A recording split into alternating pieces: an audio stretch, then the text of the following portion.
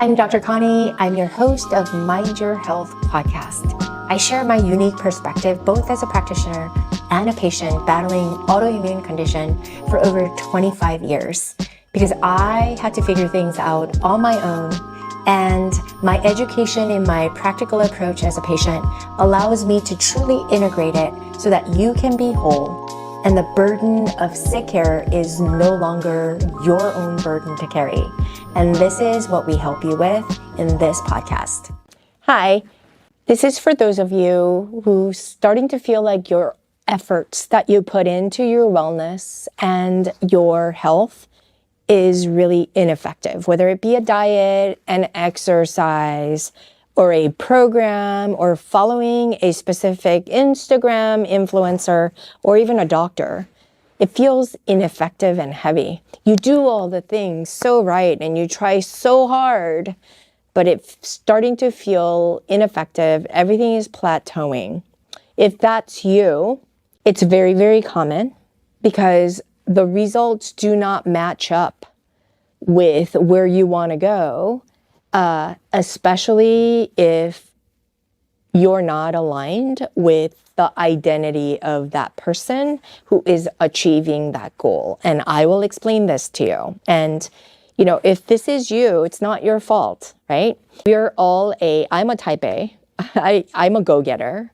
And I've been taught all my life that working hard and being disciplined and working harder than anybody is going to allow me to succeed or allow me to have success. Partly true, but also as I got more into this space of personal development and functional medicine and holistic integrative health and founded functional yoga medicine, there was a lot of insights that came out of this that I would have never even have thought was part of the puzzle. I've had very good mentors, and one of my powerful mentors taught me many different things, and I will share that with you. But success, I used to equate with working really, really hard, not just any hard, but really, really hard. And my focus used to be on doing, right? Whether I felt like it or not. And always, I was on a perpetual diet, no matter what season, what day, what time of the year, right? It was one of those things, and it was a mindset. And I thought I was locked in so that there is no fear for me to fear of failure because I'm always on something. But here's the thing. I want to ask you, how many people do you know, or those people that work really hard, of all the people that work really hard, do all of them reach success? Are they all successful, right? No matter how many diets your friend goes on, are they always successful, right?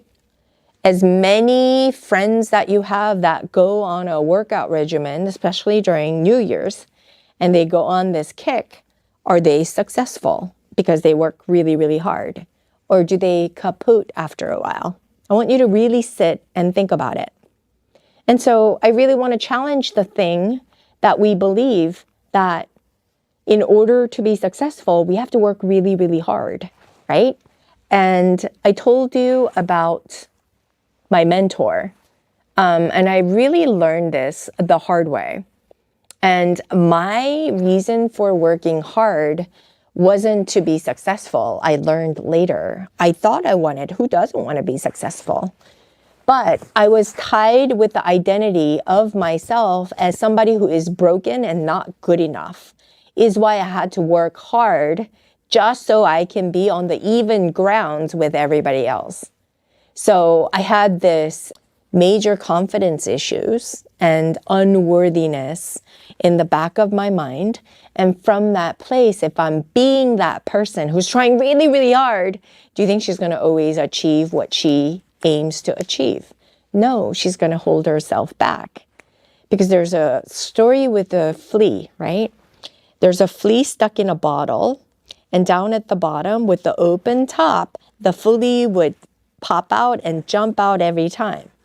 So then the experimenter put the flea back in the cup and put like a thin sheet of paper over the top. And then the flea would jump only to the top, the paper line of that bottle. And then after a while, the experimental noticed that the flea would only jump just shy of that paper, And then ultimately, when the experimenter removed the paper, the flea never jumped high enough for it to jump out of the bottle. It was conditioned to stay in the bottle. So I want you to think about that to say, do we put a glass ceiling by the identity that we carry about ourselves? That's only as high as we can go. It's the same thing with the 4-minute mile, right? Guinness Book of Records. And once a human being broke the 4-minute mile, now there's so many other people, because we put the mental break out, we challenge that belief. Now there's more than ever athletes are achieving the 4-minute mile, right? And it's as easy as it's ever been today than it was before it was recorded in Guinness Book of Records. So I want you to think about these phenomenons, because my mentor taught me that most of us, his name is Jim Fortin. I worked with him for over a year during COVID.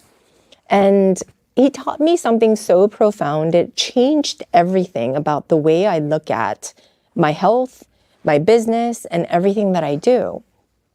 And he talked about have or be, do, have. How most people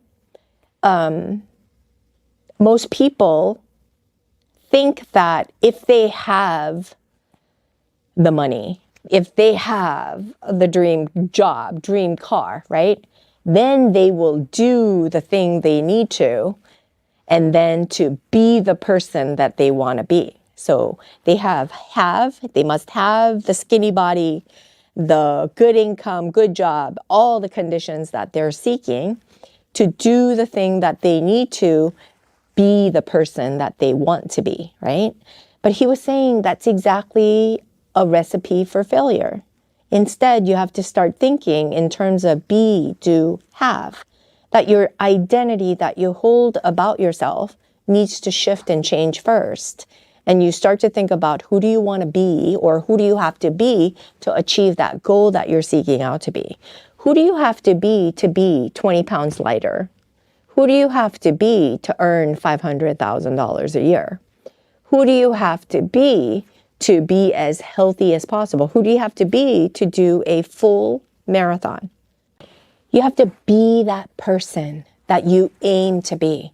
So if you're seeking out to lose 20 pounds and as healthy and focused as ever, then you have to be that person right now.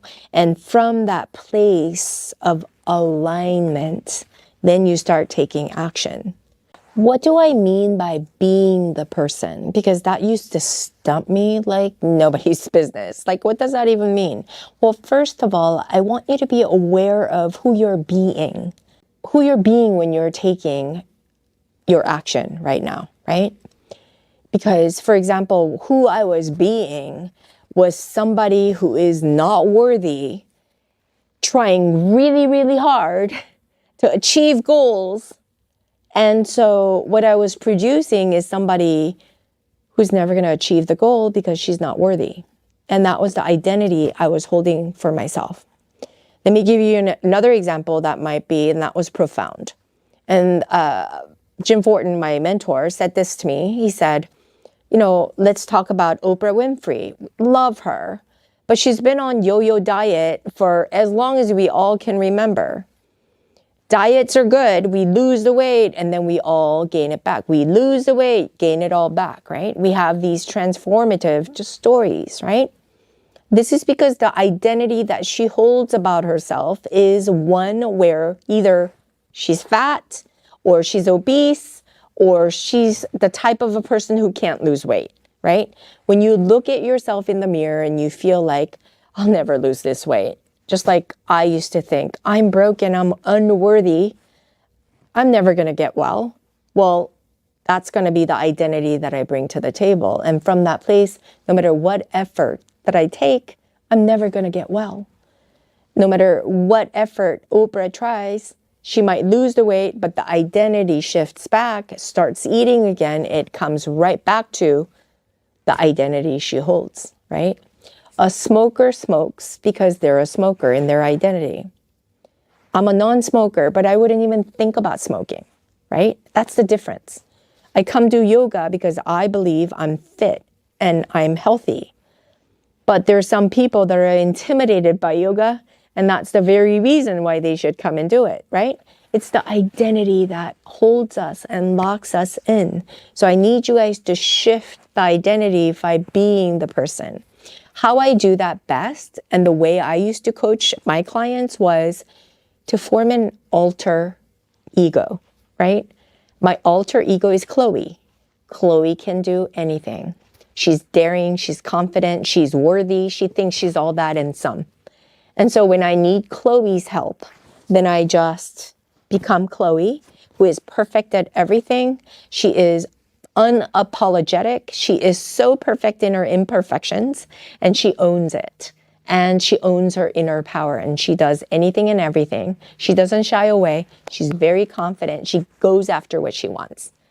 Beyonce did the same thing. She used to have an alter ego that she used to, because she used to be an introvert, and being on stage is really hard. And so she used to have an alter ego who can do all these things. So if you need help there, create an alter ego and tell yourself, that's the person who I'm going to be. So sometimes when Connie doesn't feel good enough, then I invite Chloe to come, my alter ego, and I assume to be Chloe, and then I do everything from that energy. And that helps me to shift from male-aligned energy and constant doing and, efforting, to aligned action and surrendering to what is, and it works out so much better.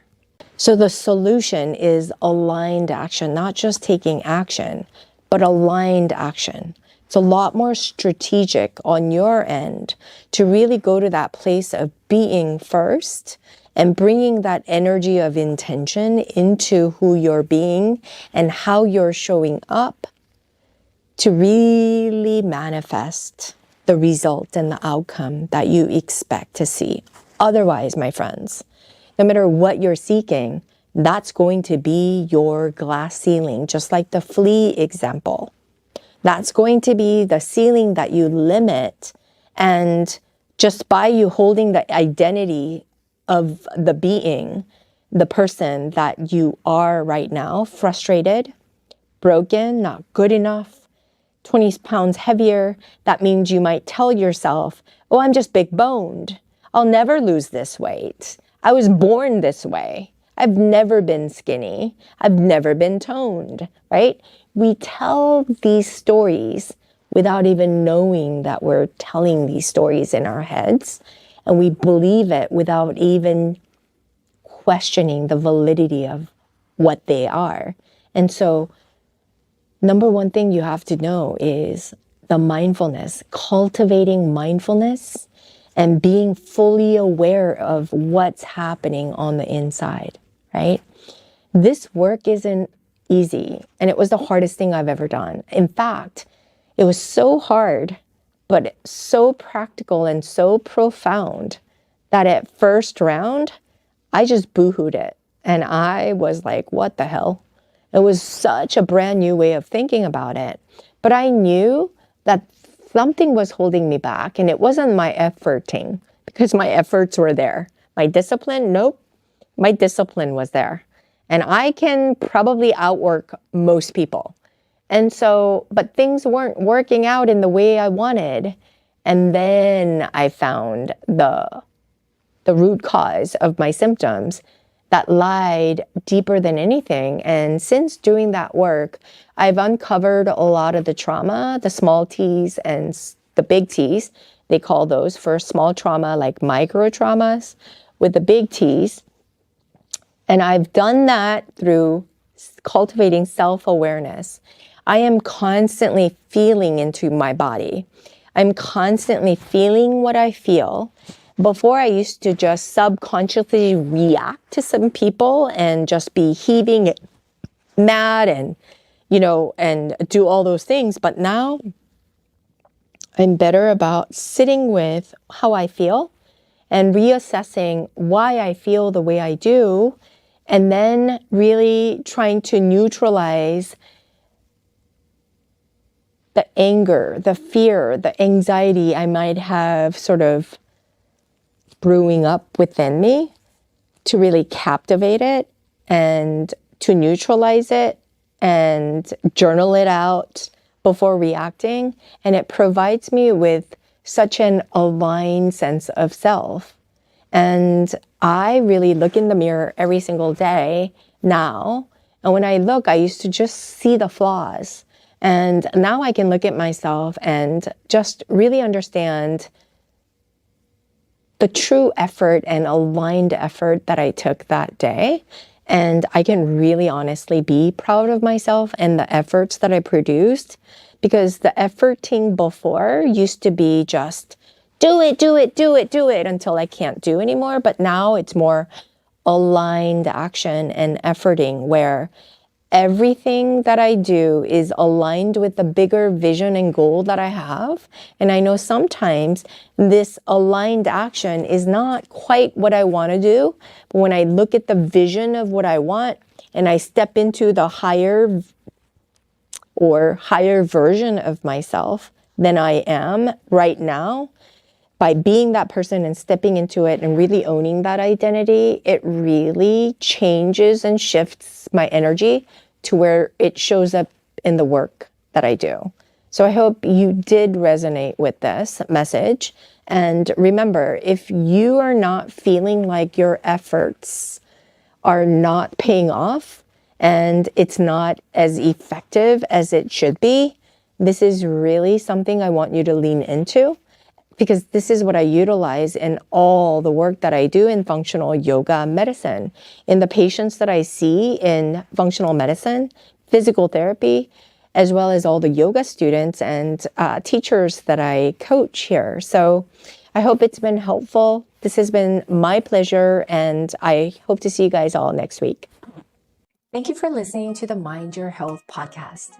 If you enjoyed the episode, we would so much love it and appreciate it if you share it with someone who could benefit as well as to subscribe to this podcast on Apple Podcasts, Spotify, or anywhere else where podcasts are found, and leave us a review.